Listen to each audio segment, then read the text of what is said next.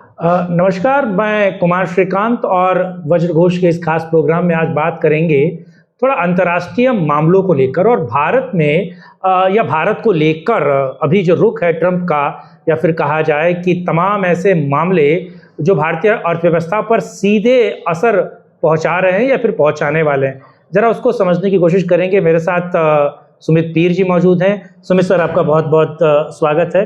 जय सिया राम, राधे राधे।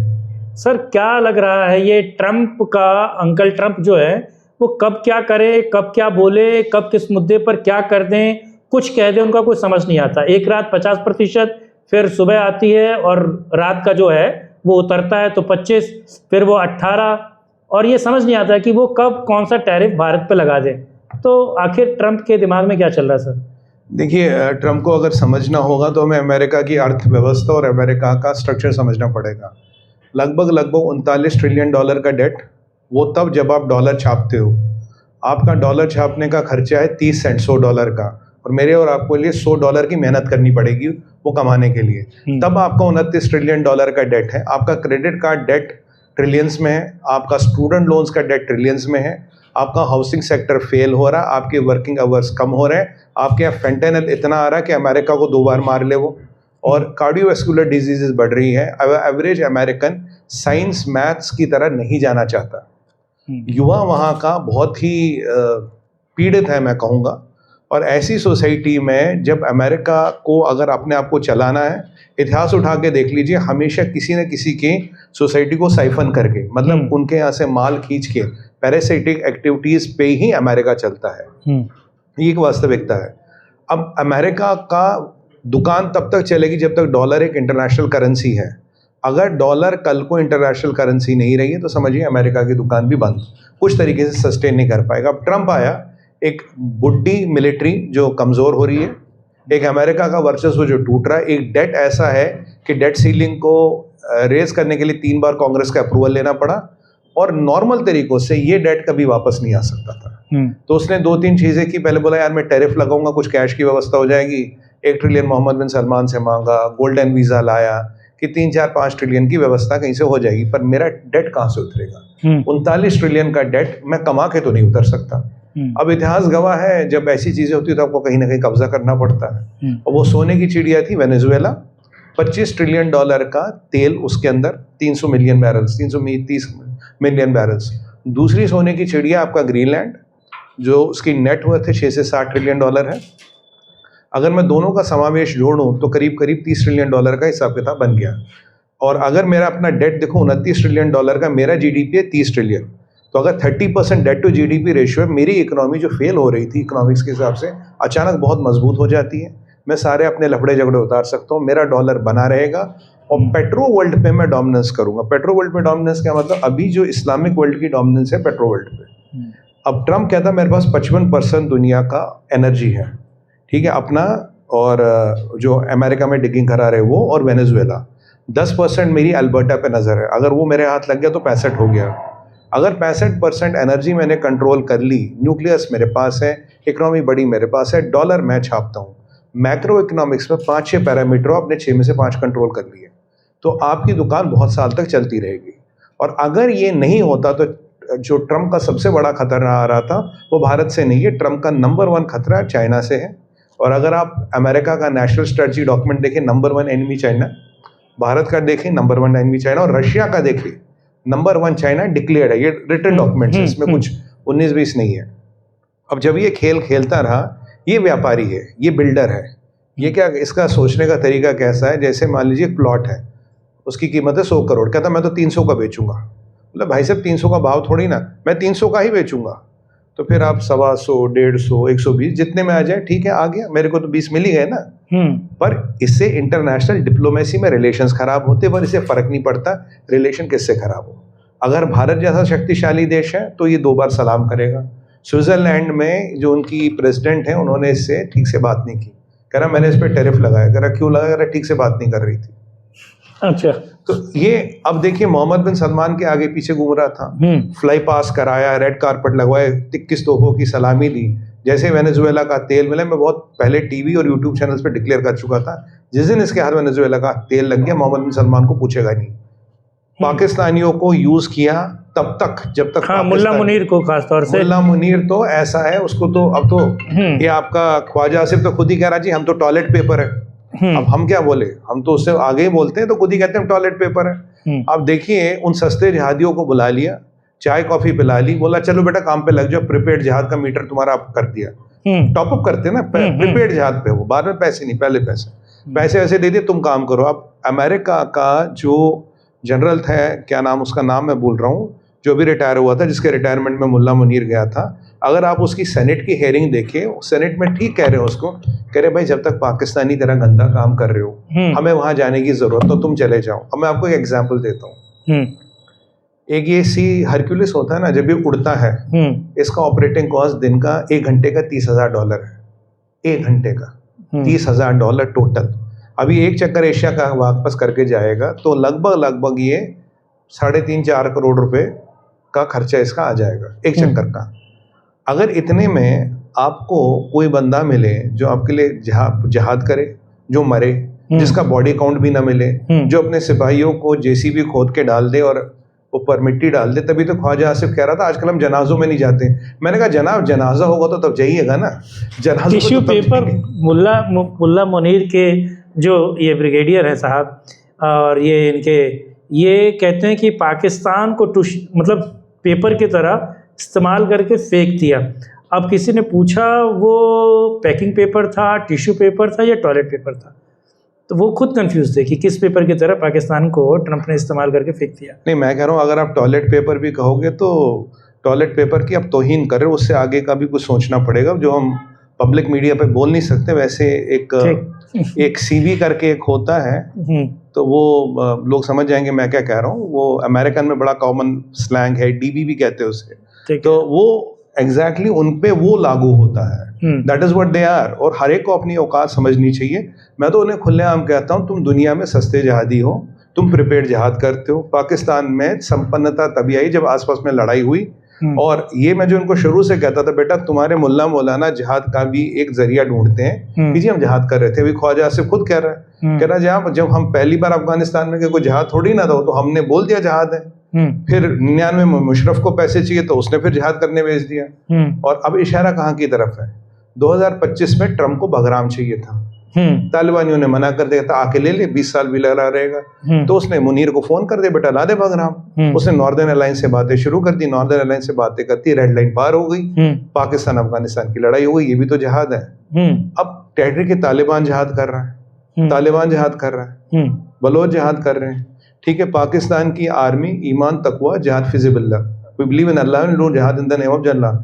अब सारे जिहाद करे, किसका क्या जिहाद, कौन सा जिहाद, और दहान पे दुनिया चल रही है। अब ये बताइए कि अब वो जो तहरीक तालिबान वाला कह रहा है, जो मुल्ला मुनीर कह रहा है, क्या ये कोई गलत है? क्या आप बताइए, मुल्ला मुनीर के बच्चों को अमेरिकन सिटीजनशिप नहीं मिली, वर्जीनिया में मकान नहीं लिया उसने, तो अगर वो इतना बड़ा देशभक्त है तो उसे वर्जीनिया नहीं जाना चाहिए, उसके बच्चों को यहाँ रहना चाहिए। उसका मंत्री तो खुद कह रहा, भाई तू जिहाद करता है, पेड़ जिहाद करते हो। आज एक बार बताइए, खमेनी को न्यूक्लियर बम का जायजा देने कौन गया था? मुल्ला मुनीर। ईरान के उस जनरल को जिसको घड़ी पहनाई थी, जिसको इजराइल ने वहीं मार दिया, वो घड़ी में कोऑर्डिनेट्स बताते थे, वो किसने पहनाई? मुल्ला मुनीर ने। अब की बार ईरान गया था, मिले ईरानी में से कोई? नहीं मिला ना कोई ईरान में से, क्यों? पता नहीं किसको के भेज जाएगा। अब अमन अल जवेरी हो, ओसामा हो, या डैनियल पर्ल के हत्यारे हो, सब कहाँ मिले? पाकिस्तान में। खबर किसने दी? पाकिस्तान ने। तो भाई पाकिस्तान तो हीरा मंडी है जहाँ हर चीज बिकती है, बस कदरदान चाहिए, कीमत लगाइए, हर चीज हाजिर है। ये बिल्कुल डायरेक्ट बात है। और अब हम पहले इनको हीरा मंडी कहते थे, पाकिस्तान का सोशल मीडिया उठाइए, अब तो वो खुद अपने आप को हीरा मंडी लिखते हैं। हमने तो बस नामकरण किया था। पन्ना मंडी पे पहुंचते हैं, थोड़ा हीरा मंडी से पन्ना मंडी पे पहुंचते हैं। हमने देखा बांग्लादेश में किस तरीके से वोटिंग हो रही है, और ख़ास तौर से उसके footage social media, main stream media चला रहा है कि एक व्यक्ति के पास स्टैंप है, वो हर जगह मतलब स्टैंप करके, जो बिहार में बहुत पहले हुआ करता था 30 साल पहले, वही बांग्लादेश में हो रहा। और बांग्लादेश में एक नया निज़ाम आया है, जीता है, और कहा जाए कि वो बांग्लादेश को किस तरीके से लेगा, क्योंकि उसका भी पास्ट कुछ खास नहीं रहा है, और कुछ मतलब एक तरीके से भ्रष्टाचार में लिप्त रहा है, और उसकी माँ खालिदा जिया के साथ क्या कुछ रहा है, और आपको क्या लगता है कि क्या पपेट की तरह बैठाया गया है या फिर लोग चाहते थे? और अब क्या बांग्लादेश में हिंदुओं का क्या होगा, क्योंकि हिंदुओं की हत्या लगातार वहाँ पर हो रही है? ये अभी आपने भी। बड़ा अच्छा सवाल विषय उठाया। देखिए, पहले बात, एक हमारे हिंदी में कहावत है, कुआं गहरा या खाई जा गहरी। हम मानते हैं कुआं कम गहरा, खाई ज्यादा गहरी है। तो बांग्लादेश में आप कुएं और खाई जैसी परिस्थिति में थे। कुआं था बीएनपी, खाई थी जमात। तो चलिए, पहले तो शुभारंभ ये हुआ, आप खाई में नहीं गिरे, हम खाई में नहीं गिरे, अब हम कुएं में ही गिरे जो उसकी गहराई कम है। ये अगर आप इसका हिस्ट्री ज्योग्राफी उठा के देखेंगे तो इसे ब्लैक प्रिंस कहते हैं, रहमान को। पुरुलिया में आर्म्स ड्रॉप हुआ था, सब जानते हैं। तब किसकी सरकार थी? खालिदा जिया की। उसके बाद नॉर्थ ईस्ट के आतंकवादियों को पूरा हथियारों का ट्रक भेजा गया, किसकी सरकार थी? खालिदा जिया की। हवा महल स्कैंडल इसका है सर। हवा महल स्कैंडल 10% हर एक चीज में 10%। जैसे यूपीए की सरकार में 10% का आपको पता ही है नटराजन टैक्स लगता था, जयंती नटराजन टैक्स। हमने सवाल भी पूछा था जब मैं फील्ड में होता था उन दिनों, तो वो सवाल नहीं पूछने देते थे जब इसको लेकर आप सवाल पूछते थे। तो ये टैक्स तो यहाँ पे भी लगता था, तो ये टैक्स और बढ़ेगा लगता है। टैक्स देखिए, एक तो ये परिस्थिति है। अब परिस्थिति क्या है, अगर आप हमारे हिंदुओं की परिस्थिति देखिए, 35 सीटें ऐसी है जो हम कंट्रोल करते हैं। पर अगर नतीजा देखेंगे, एडमिट्स गिविंग हिंदुओं को टिकट्स 2 सीटें आपके पास है बस। तो 300 में से 2 सीटें मात्र आपके पास है, 50 सीटें बाय नॉमिनेशन होती है। तो राजनीतिक वाइज हिंदुओं का वर्चस्व 1% भी नहीं है। ये एक कटु सत्य है। जमात में आप होते -25 पे हो, यहाँ +10 पे हो, पर आपको आना 100 पे। तो वहाँ 125 स्टेप चढ़ने थे, 75 चढ़ने हैं। अब तारिक को तो मोदी जी ने बोल दिया चलो जी बढ़ाई है ये वो, पर क्या तारिक जमान डिलीवर कर पाएगा? इसकी सबसे बड़ी कमी है, ग्राउंड में इसको नेता नहीं मानते। इनकी माता जी गई तो he was the best option. चलो अभी बेस्ट ऑप्शन ये है। आपके अवामी लीग के वोटर वोट देने नहीं आए, हिंदुओं का वोट मैटर किया नहीं, अब बट गया, उसे वोट देने नहीं दिया गया। अब समस्या अगर आप देखें, स्वेरिंग इन में भी 13 मुल्कों को बुलाया जा रहा है। वहाँ कौन बैठा है जी? भारत, पाकिस्तान, चाइना, सऊदीया और तुर्की। अब बताओ, तुर्की में मामा जी रहते हैं क्या? सऊदीया में ताऊ जी रहते होंगे। भाई अगर हमने भी बुलाया, हम तो मान लीजिए सार्क के कंट्रियों को बुलाया, या आपने दुनिया के 100 नेताओं को बुलाया जो आए। आप ये जो सिलेक्टिव लोगों को बुला रहे हो, ये कहीं ना कहीं बोल रहा है कि मेरे सारे ऑप्शंस सेम है, खुले हुए हैं। मेरा मानना है कि मोदी जी वहां नहीं जाएंगे, क्योंकि हमारा एआई का समिट चल रहा है, हमारा ऑपरेशन मिलान चल रहा है, तो मोदी जी तो जाएंगे नहीं। भाई अब मोदी जी को शहबाज के सामने साथ में थोड़ी ना बैठेंगे। जयशंकर भी नहीं जाना चाहिए, किसी एमओएस को या मिस्री साहब को भेजना चाहिए, क्योंकि जयशंकर साहब के पास यहाँ बहुत काम है, बहुत और भी जमाने में बहुत कम है ना बांग्लादेश को छोड़ के। तो इसीलिए अब इनके जो इरादे हैं, जो एक प्रो इंडिया शिफ्ट हम चाहते थे, वो तब जब 6000 आइटमें यहाँ से जाती है, तुम्हारा जीडीपी हमसे चलता, अगर हम लाइट बंद करें आधे बांग्लादेश में पावर ना हो। और कहीं ना कहीं मुझे लगता है हमने तारिक को तो एक चीज तो बिल्कुल बोल दिया, भाई देखो अगर हिंदू के साथ ये होता रहा जो अब हो रहा है, ये रेड लाइन है। ये रेड लाइन पार करोगे कि वहां अगर हिंदू को पीड़ा होती तो दर्द यहाँ होता है। वहां का हिंदू, यहाँ का राजनीतिक विषय तारिक को समझना चाहिए। और हमारे पास 3 लेवरेज है बांग्लादेश को लेके। पहला इकोनॉमी, फूड सप्लाईज। दूसरा बांग्लादेश की आर्मी के प्रति हमारा लेवरेज है, इनको समझना चाहिए। और तीसरा और फाइनल लेवरेज है भारतीय सेना। उसकी जरूरत ना पड़े तो अच्छा, अगर पड़ेगी हिंदू देश बनाना पड़ेगा, सिलीगुड़ी कॉरिडोर की व्यवस्था पूरी करनी पड़ेगी। और ये चीज जो 1971 में सेटल होनी चाहिए थी, इसको 2026 में सेटल करना पड़ेगा। चिकन नेक, राइनो नेक हो रहा है क्या? नहीं, वो तो हम नीचे हिंदू देश बनाएंगे ना, वो और बफर बनाना 10-20 किलोमीटर का। पूरा जो आपका बांग्लादेश की बॉर्डर ऐसे लगती है ना नॉर्थ ईस्ट के साथ, 20 किलोमीटर का बफर। अगर इसमें कुछ हुआ तुम्हारी खाल खींच लेंगे, सीधी सी बात है। और नीचे जो बनेगा वो बनेगा हिंदू देश। हिंदू भाई वहां रहेंगे, क्रिश्चियन भाई भी रह सकते हैं, माइनॉरिटीज और भी रह सकती है। भूटान की तरह रहेगा, उनकी इकोनॉमी हमारे साथ जुड़ेगी। वैसे हमारी इतनी बड़ी इकोनॉमी है, उनका डिफेंस, उनका फॉरेन अफेयर्स, उनका सारा हम देखेंगे, पर हिंदू संरक्षित रहेगा। मेरा एक ही कहना है, अगर हिंदू अब की बार जाएगा तो अपने हिस्से की जमीन जायदाद लेके जाएगा, खाली हाथ नहीं जाएगा। तो क्योंकि बांग्लादेश किसी के बाप का नहीं है, मैसेज बिल्कुल लाउड एंड क्लियर जाना चाहिए। अगर पुतिन 20% यूक्रेन का हिस्सा कब्जा कर सकता है, बांग्लादेश तो अपने हाथ की बात है, कभी भी कर सकते हैं। एक आखिरी सवाल, क्या आपको लगता है कि मतलब एक मोटा मोटी पूछा जाए कि अभी वैलिडिटी कितनी आपको लगती है बची हुई है पाकिस्तान की? कब तक डिसमेंटल हो रहा है अलग अलग भागों में? देखिए, पाकिस्तान का पहले ये लगता था 4 हिस्से में टूटेगा, अब ज़्यादा हिस्सों में टूटेगा, क्योंकि पाकिस्तान की वेंटिलेटर की बैटरी भी खत्म होने वाली है। अब बेड प्लग पावर नहीं है ना, पैसे नहीं दिए तो बैटरी पे चला रहे, वो भी खत्म होने वाली है। क्योंकि देखिए पाकिस्तान का एक्सपोर्ट था $32 बिलियन, ठीक है जी। फिर खैरात ज़कात वकात लेके 5-6 इधर उधर से आगे काम चलता था। अब जो हमारे 2 FTA हुए और जो GCC के साथ होगा, ये जहां हम $1 ट्रिलियन एक्सपोर्ट की बातें करें, अब की बार 850 कर लेंगे, अगले साल 1 ट्रिलियन का आंकड़ा पार करेंगे और 1 ट्रिलियन का आंकड़ा पार करने वाले हम चौथा या 5वां कंट्री होंगे, ठीक है जी। वहां पाकिस्तान का हमें 1 बिलियन एक्सपोर्ट होता नजर नहीं आ रहा। तो अब जो $40 बिलियन या $45 बिलियन की जरूरत होगी, वो खैरात ज़कात से आने वाली है नहीं। और दूसरी बात, जो ट्रम्प के साथ हमारी ट्रेड डील हुई, यूरोप के साथ हुई, कनाडा के साथ हुई, होने वाली है, इजराइल के साथ होनी है, GCC के साथ होने वाली है। अब जब इन कंट्रियों का फ्रांस के साथ भी मुझे लगता है, फ्रांस के तो EU में ही आ गया ना सारा। तो जब आप इन कंट्रियों का अध्ययन करेंगे तो पाकिस्तान पे पैसा लगाने वाला बचा कौन? भाई हीरा मंडी तब तक चलेगी ना जब तक लोग जाते रहेंगे। अगर लोगों ने जाना ही बंद कर दिया तो चलेगी कहाँ से? तो पाकिस्तान पे पैसे लगाने वाला कोई मुल्क बचा नहीं। अब जो सऊदी क्या करते थे, इन्हें तेल देते थे, पैसे नहीं लेते थे, ये सिस्टम ऐसे चलता था। अब अगर मिडिल ईस्ट में जो मेरे को लगता है मैटर ऑफ डेज कॉन्फ्लिक्ट होगा, तो जब कॉन्फ्लिक्ट होगा तो वो उनकी अपनी इकोनॉमी टाइट है। सऊदी की हालत ये है, अगर $92 पर बैरल तेल नहीं बिकता, they are losing money, they can't survive below $92 per barrel. 1935 से लेके आज तक तेल नहीं मिला, इसलिए जो छोटा मोटा तेल था आपका यमन में, उस पर दोनों सऊदी और UAE लड़ रहे हैं। UAE में 2017 में आखिरी कुआं मिला था, 10 मील नीचे 50,000 बैरल देता, कमर्शियली अनवायबल। तेल है नहीं। तेल किसके पास है? अमेरिका के पास। एनर्जी एक्सपोर्टर कौन है? Number 1 America.